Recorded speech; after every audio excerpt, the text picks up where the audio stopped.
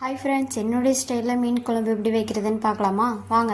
அதுக்கு ஃபஸ்ட்டு ஒரு கடாயில் சின்ன வெங்காயம், பூண்டு, 1 டீஸ்பூன் ஆயில், 1 டீஸ்பூன் சீரகம், 1 டீஸ்பூன் மிளகு இதெல்லாம் சேர்த்து நல்லா லைட்டாக ப்ரௌன் கலர் வர மாதிரி வறுத்து எடுத்துட்டு அது கூடயே கட் பண்ணி வச்சுருக்க 2 தக்காளியும் ஆட் பண்ணி ப்ரௌன் கலர் வர மாதிரி வறுத்து எடுத்துக்கோங்க. இதை நல்லா ஆற வச்ச பிறகு மிக்ஸி ஜாரில் சேர்த்து 1 டீஸ்பூன் மிளகாய்த்தூள், 3 டீஸ்பூன் சாம்பார் தூள், தேவையான அளவு உப்பு, கொஞ்சமாக தண்ணி இதெல்லாம் சேர்த்து நல்லா அரைச்சி எடுத்துக்கோங்க.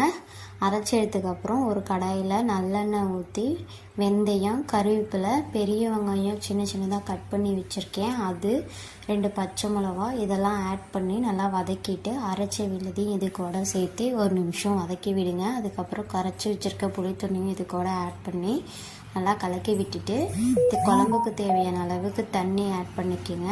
நல்லா கொதிச்ச பிறகு கட் பண்ணி வச்சுருக்க மாங்காய் இது கூட ஆட் பண்ணிக்கோங்க. இது பாதி இதாக வெந்ததுக்கப்புறம் நம்ம மீனும் இது கூட ஆட் பண்ணி நல்லா சிம்மில் வேக வச்சு எடுத்துக்கோங்க. அவ்வளோதாங்க, மீன் குழம்பு ரெடி ஆயிரும். சூப்பராக இருக்கும். இது மாதிரி சாம்பார் தூள் போட்டு மீன் குழம்பு வைக்கலாமா அப்படின்னு நினச்சிட்ருப்பீங்க. ஒரு டைம் செஞ்சு பார்த்துட்டு எப்படி இருக்குதுன்னு சொல்லுங்கள். தேங்க்யூ.